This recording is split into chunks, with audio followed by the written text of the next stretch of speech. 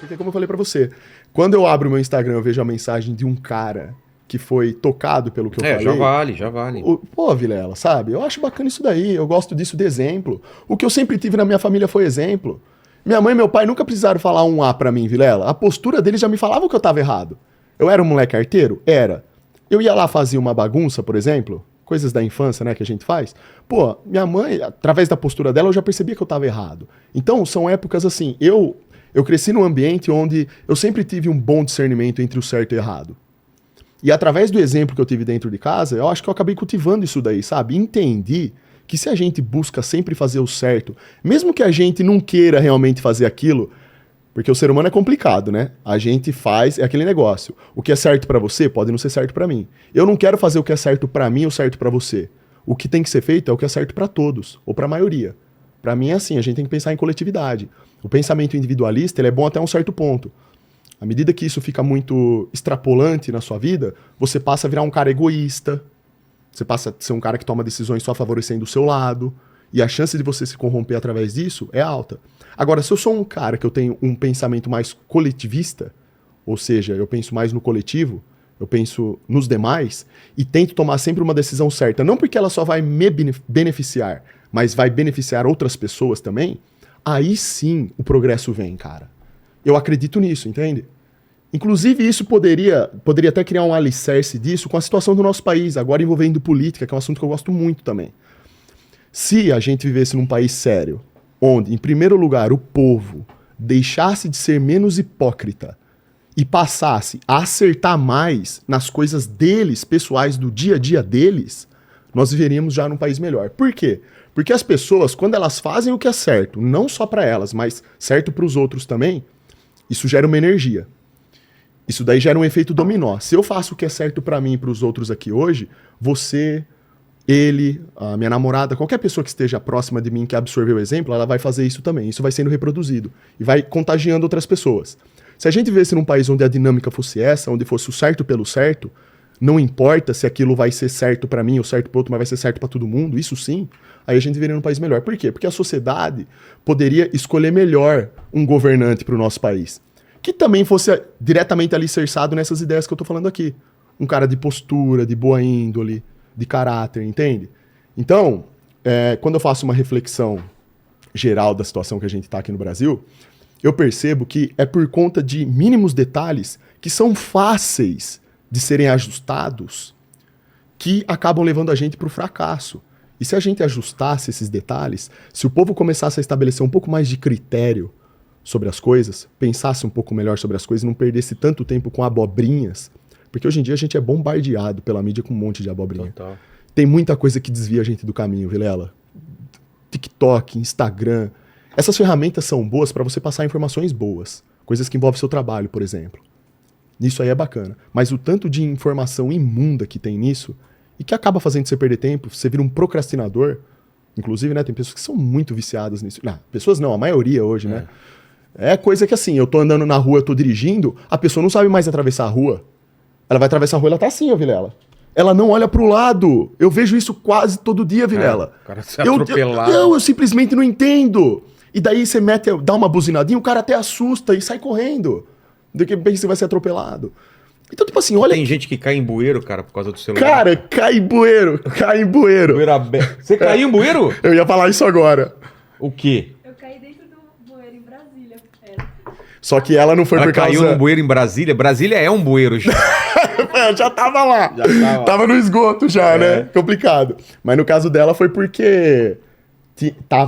Foi meio que uma armadilha que montaram lá. Por quê? Porque tava de noite e o bueiro ele tava aberto e os caras colocaram uns negócios assim em cima e que não... Não, nada a ver. Não foi isso? Fala no microfone aqui, por favor, aqui, ó.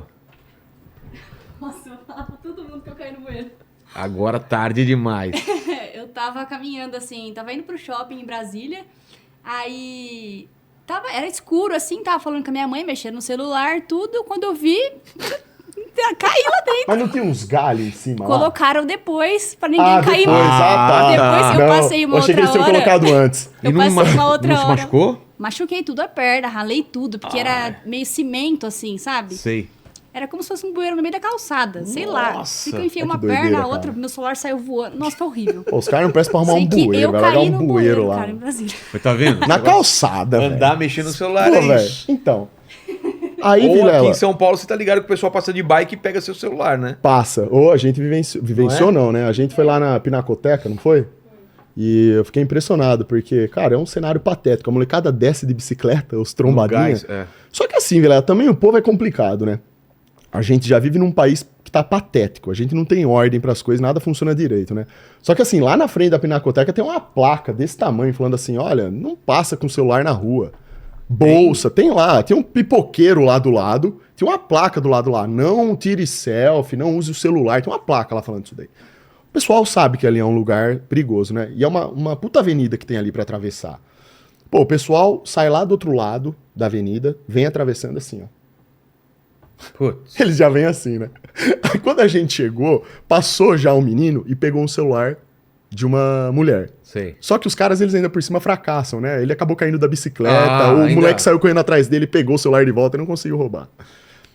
Aí, quando a gente entrou na Pinacoteca, eu comecei a observar, né, como que era o comportamento das pessoas lá fora. Eu percebia que, cara, praticamente todas elas desciam do carro, deixavam a bolsa, assim, numa posição favorável para ser roubada, pegava o celular, alguns passavam assim, ó, tipo, tirando selfie, fazendo Sim. vídeo, e passava com o celular assim, dando muita brecha, entende? Putz. E aí, passou lá umas 2 ou 3 vezes molecada tentando roubar o celular da turma. Todos eles fracassaram, todos eles caíram e não conseguiram. Mas o triste é isso, né, cara? A gente tem que ficar preocupado Mas em não é- usar o celular, em É aí que colocar a tá. bolsa. É aí Triste que isso, tá. né, cara? E o poder que o celular tem de controlar a vida de uma pessoa, né? Mas tem mesmo.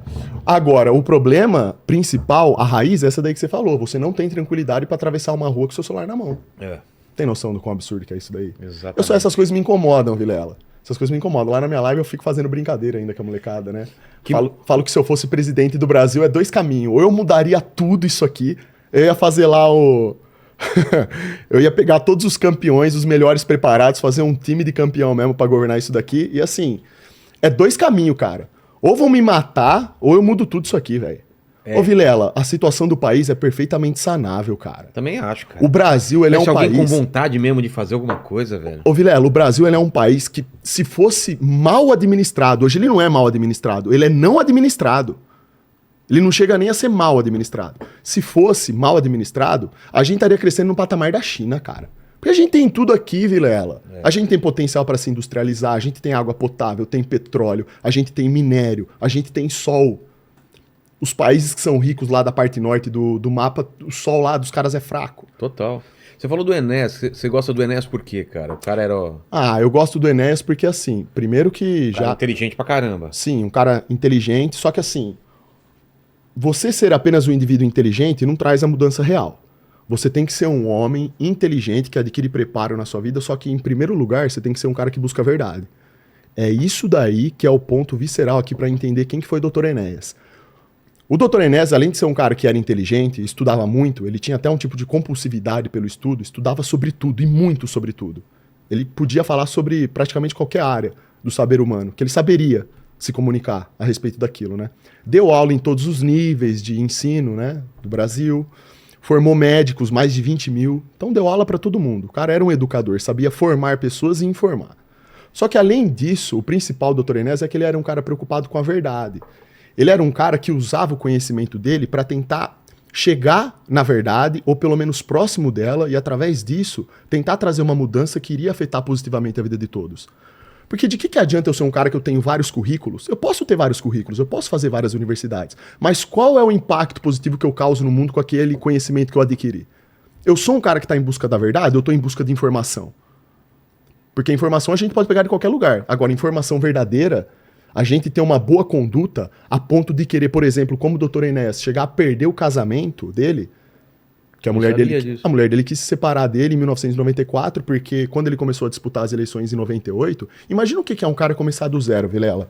Ele construiu o partido político, ele ligando para mais de 20 mil alunos que ele teve, ligando, estabelecendo contato com essas pessoas, buscando por apoio, as pessoas dizendo que apoiavam, foi lá, conseguiu, depois de muita burocracia, precisa de dinheiro. Hoje precisa de mais dinheiro ainda pra você for montar um partido político. Você vai precisar de uns 15 milhões, mais ou menos. Pra formar um deputado hoje em dia aí, com menos de 1 milhão você não forma. Naquela época era muito complicado, ele conseguiu fazer tudo isso, um homem de classe média alta, né, que ele era um médico, tinha uma vida boa, conseguiu criar o seu partido político, trazer pessoas pro seu lado, e esse é o caminho certo que ele seguiu, inclusive. Para poder bater de frente com o sistema e trazer a mudança, tem que ser que nem ele fez. E através disso ele conseguiu ir disseminando as ideias dele, certo? Só que o que me impressiona no Dr. Enéas é isso, é coragem. É coragem de falar, isso aqui tá errado, isso aqui é mentira. Estão mentindo para vocês. A verdade tá para cá, tá do outro lado. E a verdade que ele buscava era pautada nesse conhecimento que ele tinha sobre as coisas, nessa vontade de aprender e entender. Se não fosse o Dr. Enéas, muitas pessoas não teriam nem ideia do que é o Brasil. As pessoas não saberiam, por exemplo, que a gente é o país mais saqueado do mundo, o país mais dessangrado do mundo. O que a gente perde de minério, o que a gente já perdeu até hoje só de riqueza mineral, já poderia fazer a gente independente. A gente poderia ter uma moeda própria nossa lastreada só em nióbio. Só em nióbio, por exemplo. 98% do nióbio mundial está aqui no Brasil. Isso são coisas que não são debatidas na televisão. Você não vai ligar um jornal na rede comum, convencional de comunicação, e vai ver pessoas dissertando sobre isso, falando a respeito desse assunto. Você vê sempre mais do mesmo.